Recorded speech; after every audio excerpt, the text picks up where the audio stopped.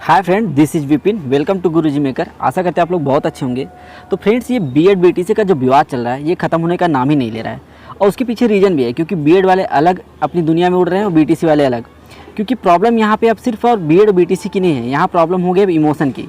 और आपको अच्छे से पता होगा सारी चीज़ इमोशन नहीं होती, बात जो होती है फैक्ट की होनी चाहिए। अब अगर हम बीएड वाले की बात करें तो अपनी अलग डिमांड कर रहे हैं, बीटीसी वाले अलग डिमांड कर रहे हैं। लेकिन अब और आपने बहुत सारे ऐसे वीडियो क्लिप में ये देखा होगा कि बीएड वाले कहीं चौराहे पे या जो भी अपना छोटा मोटा धंधा करके वहाँ पे कुछ बच्चे रो रहे हैं कि मेरा घर बेच के हुआ, किसी खेत बेच के हुआ, किसी का गहना बेच के पढ़ाई की। तो भाई, अगर आपने बीएड गहने बेच के या खेत बेच के किया है तो बीटीसी वालों ने भी ये किया होगा। तो ये लड़ाई जो है ना सिर्फ आपकी नहीं, ऐसे बीटीसी वालों के लिए भी दिक्कत है। और देखो, बीएड बीटीसी आपस में लड़ना बंद कर दो। बंद करने का सीधा मतलब ये है, अगर आप लोग को ये लग रहा है कि सिर्फ बीएड वाले के बाहर अंदर होने से कोई दिक्कत है, तो दिक्कत दोनों लोग होने वाली है। क्योंकि अगर बीएड बाहर ना होता या बाहर होता तो जो भी बीटीसी की पेंडिंग वैकेंसियाँ, जैसे चाहे केबीएस को ले लीजिए आप, चाहे असम की वैकेंसी लीजिए, चाहे उड़ीसा की, चाहे छत्तीसगढ़ की, चाहे राजस्थान की, चाहे एमपी की वैकेंसी, सब की सब फंसी हैं सिर्फ और सिर्फ बीएड के अंदर या बाहर होने के चक्कर में। तो आप समझिए इस चीज़ को, यहाँ प्रॉब्लम सिर्फ बीएड वालों की नहीं, प्रॉब्लम बीटीसी वालों की भी है। अगर ये बीएड बीटीसी का मैटर ना होता तो आज केबीएस की वैकेंसी क्लियर हो चुकी होती है और आपके हाथ में नियुक्ति पत्र होता है। ऐसे ही एमपी में भी होता है, यही चीज़ राजस्थान में होता है। तो आप इस चीज़ को समझिए, एक तरह से पॉलिटिक्स हो रहे जो आप समझ नहीं पा रहे हैं। तो आपस में लड़ना जो है बंद करिए और एक साथ मिल के आइए और सही चीज़ के साथ आइए। और प्रॉब्लम ये है कि हम लोग सही चीज़ उठा ही नहीं रहे हैं। आप सुप्रीम कोर्ट के फैसले के खिलाफ जा रहे हैं, जो अगर आप थोड़ा बहुत भी पढ़े लिखे हैं तो आपको इस चीज़ की समझ होगी कि सुप्रीम कोर्ट का फैसला बदला नहीं जा सकता। और बदला इसलिए नहीं जा सकता क्योंकि अगर आपको लग रहा है कि इस छोटी सी चीज़ के लिए सरकार आपके खिलाफ या सुप्रीम कोर्ट के खिलाफ अध्यादेश लाएगी, तो आपकी भूल है। क्योंकि 1.5-2 लाख बच्चों ने धरना प्रदर्शन किया था सिर्फ और सिर्फ वैकेंसी के लिए, तो वहाँ कोई सरकार ने उस पर ध्यान ही नहीं दिया। तो आपको क्या लगता है इस छोटी सी चीज़ के लिए सरकार अध्यादेश जारी करेगा, वो भी सुप्रीम कोर्ट के खिलाफ? तो आपको इस चीज़ को समझना होगा, सही मांग को देखना होगा। सही मांग क्या, और सही मांग आपको ना कोई बता रहा है ना कोई मांग ही रहा उसके। और गलत दिशा में अगर आप कदम बढ़ाएंगे तो चाहे जितना जोर शोर के साथ बढ़ाएंगे, कोई फ़ायदा नहीं होने वाला है। अगर आप ये 5 मिनट की वीडियो देखेंगे तो मैं आपको ये भरोसा दिलाता हूँ कि आपका आज ये जो हक मांगने का विज़न है वो चेंज हो जाएगा। अब चेंज होने का मतलब ये नहीं कि आप मांगना बंद कर देंगे, लेकिन आप सही डायरेक्शन में चीज़ों को मांगेंगे और आपकी सुनवाई होगी। अब देखो, सबसे पहले अगर हम प्रॉब्लम की बात करें तो प्रॉब्लम आ कहाँ रही है। एक्चुअली ना सारे स्टूडेंट सिर्फ और सिर्फ इन चीज़ों पे डिपेंड हो गए, जहाँ पे हमने कुछ पॉइंट बना के बताया। अब जैसे बात करें सुप्रीम कोर्ट की, भाई सुप्रीम कोर्ट बात सिर्फ और सिर्फ फैक्ट की करेगा, इमोशन की बात नहीं करेगा। यहाँ पे आप ये कहें कि हम 2018 में ये देख के किए, उससे कोई मतलब नहीं। नोटिफिकेशन आया गया, एनसीटी का फैसला आया गया, जो सारी चीज़ें हो चुकी हैं उस पर सर फोड़ने से कोई मतलब नहीं है। तो सुप्रीम कोर्ट के फैसले का सम्मान कीजिए और सही चीज़ों की मांग कीजिए। अब भी ऐसा चांसेज है कि जो बीएड वाले स्टूडेंट हैं वो प्राइमरी में आ सकते हैं और बहुत ही बढ़िया है। बस आपको चीज़ों को समझना। और दूसरी चीज़, गवर्नमेंट, अगर आप गवर्नमेंट से उम्मीद लगा रहे हैं, मैं फिर से वो चीज़ रिपीट कर रहा हूँ, गवर्नमेंट से अगर आप उम्मीद लगा रहे हैं खास करके ऐसी छोटी चीज़ के लिए कि बीएड को प्राइमरी में लेने के लिए सुप्रीम कोर्ट के खिलाफ अध्यादेश जारी करेंगे ना, आपकी भूल है, कभी ऐसा नहीं होगा। तो फालतू में दुनिया भर की भीड़ जुटा के गलत चीज़ मत मांगिए। अगर आप सही डायरेक्शन में कोई चीज़ करना चाह रहे हैं तो सिर्फ और सिर्फ सही चीज़ मांग करिए। तीसरी चीज़, आप डिपेंडेंट हैं एनसीटी के फैसले पे। भाई, एनसीटी का फैसला अगर हम बात करें तो 2018 में जो 28 जून 2018 का नोटिफिकेशन था, उन्होंने इस एक ब्रिज कोर्स का नाम लिया था। अगर ये सबसे निठल्ला यही है, अगर ये सही होता ना तो आज 5 साल में ब्रिज कोर्स दे दिया होता। 6 महीने का ब्रिज कोर्स का डिज़ाइन तक, रूपरेखा तक तैयार नहीं किया कि उस कोर्स का रूपरेखा क्या होगा। इसी के चक्कर में जो 69,000 वैकेंसी में जितने टीचर हुए बीएड वाले, सबकी जान एकदम हलक बैठ किया है कि भाई होगा या बाहर ना हो जाए। तो सबसे बड़ा प्रॉब्लम एनसीटी की है। इनका काम क्या है, नोटिफिकेशन दे देते हैं लेकिन उसकी कोई कार्रवाई नहीं। आप खुद सोचिए ना, 2018 का नोटिफिकेशन और आज 23 चल रहा है। 5 सालों में इन्हें ब्रिज कोर्स का रूपरेखा तक नहीं तैयार किया है। तो आप इनसे उम्मीद लगा के रखे हैं कि आपके साथ ये चल के बीएड वालों के साथ लड़ेंगे। और सबसे बड़ी अगर हम बात करें कमी जो हो रही है, वो आपके जो यूट्यूबर हैं या जो चाहते टीचर हैं, सबसे बड़ी कमी यही लोग कर रहे हैं। अगर आप किसी यूट्यूबर को फॉलो कर रहे हैं तो सिर्फ उनका पूरा वीडियो देखिए 11 अगस्त के बाद और अभी तक उन्होंने 10 बार बीएड को बाहर कर चुका है, 10 बार बीएड को अंदर कर लिया है।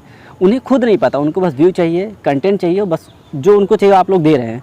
तो चीज़ों को समझिए, सही यूट्यूबर, सही टीचर, उससे बेहतर ये है कि चीज़ों को आप खुद समझिए, क्योंकि आप भी पढ़े लिखे हैं। अगर वो यूट्यूब पे आज पढ़ा रहे हैं तो वो भी आपकी तरह वो भी पढ़ के वहाँ पहुँचे हैं। तो आप चीज़ें समझिए, जो यूट्यूबर और जो आपके टीचर वहाँ पे जो 243 पेज का सुप्रीम कोर्ट का आर्डर, उसमें लूप होल बता रहा है कि यहाँ से चांसेज हो, यहाँ से चांसेज है। अब मैं आप दावा करता हूँ, आप उस टीचर से कहिए कि सर आप जो आप लूप होल बता रहे हैं ना, उसी के सहारे आप सुप्रीम कोर्ट या जहाँ भी आपको जाना उसमें जाइए, जो भी पैसा लगे दीजिए, कोई भी टीचर आपके साथ नहीं खड़ा होगा। बस उनको बस मौका चाहिए आपका व्यू खींचने का, आप अपनी तरफ अटेंशन लेने का, वो ले रहे हैं। तो आप इस चीज़ को समझिए, जो आपके यूट्यूबर हैं जिसका आप देख रहे हैं वीडियो, हम मानते हैं अच्छे होंगे, फॉलो करिए, कोई दिक्कत नहीं, लेकिन चीज़ों को आपको समझना होगा, उनके हिसाब से मत चलिए भाई। वो आप खुद सोचिए ना, 11 अगस्त से आज तक 10-10 वीडियो बना चुके हैं, वो बीएड के एक बार बाहर कर रहे हैं, अंदर कर रहे हैं, बाहर कर रहे हैं, अंदर कर रहे हैं। भाई उनको खुद ही नहीं कन्फर्म ना कि होने क्या वाला है। अगर बात करें टीचर की, आप लोग कुछ टीचर को बहुत भगवान मानते हैं, अच्छी बात है, मानना भी चाहिए, टीचर भगवान के रूप जैसा ही होता है, लेकिन वो भी सही डायरेक्शन नहीं दे पा रहे हैं। सही मांग क्या है, उस पर कोई बात ही नहीं कर रहा है। और सबसे बड़ी गलती यहाँ पे हो रही है, जो छोटे मोटे पॉलिटिशियन हैं, आपको उठा रहे हैं, चलो चलो यहाँ पे बालसंत, जैसे इलाहाबाद की बात करें तो बालसंत यहाँ धरना हो रहा है, लखनऊ में धरना हो रहा है, कहीं यहाँ धरना हो रहा है। भाई 100-200 लोग मिल के अगर आप लोग को लग रहा है छोटा मोटा धरना करके कुछ कर लोगे ना, कुछ नहीं होगा। इसमें फ़ायदा सिर्फ उनका, जो छोटे मोटे पॉलिटिशियन, उनका फ़ायदा हो जाएगा, उनको 10 लोग जान जाएंगे, लेकिन आपका कुछ नहीं होने वाला है। इसका अगर मैं बताऊँ पुख्ता सबूत, तो आप देख लीजिए, धरना में 1 से 1.5 लाख बच्चे वहाँ पे इको गार्डन में धरना दिए थे, लेकिन उस पर कुछ सुनवाई हुई नहीं हुई ना। तो आपको लगता है कि मुट्ठी भर लोग मिलकर आप सुप्रीम कोर्ट के आदेश को बदल लोगे? तो ऐसा कुछ नहीं होने वाला है। तो चीज़ों को समझना होगा। तो ये सारी चीज़ें हो गई, लेकिन अब आपको यहाँ पे मांग किस चीज़ की उठानी है? ब्रिज कोर्स की। क्योंकि आपको समझना होगा, सुप्रीम कोर्ट ने बीएड को बाहर क्यों किया है? बाहर सिर्फ और सिर्फ इसलिए किया है क्योंकि उन्होंने ये कहा कि पढ़ाई उन्होंने की है, ठीक है, लेकिन जो प्राथमिक की गुणवत्ता है उनके अंदर नहीं, उनको उस कोर्स में लाया ही नहीं गया, उनके कोर्स में पढ़ाया नहीं गया है। तो अगर नहीं पढ़ाया गया तो चलिए ठीक है, लेकिन 2018 की नोटिफिकेशन जब एनसीटी ने खुद कहा कि ये उस लायक नहीं है, लेकिन हम 6 महीने का ब्रिज कोर्स करा के उनको उस लायक बना सकते हैं, तो अब वो चीज़ें क्यों नहीं हो सकती हैं?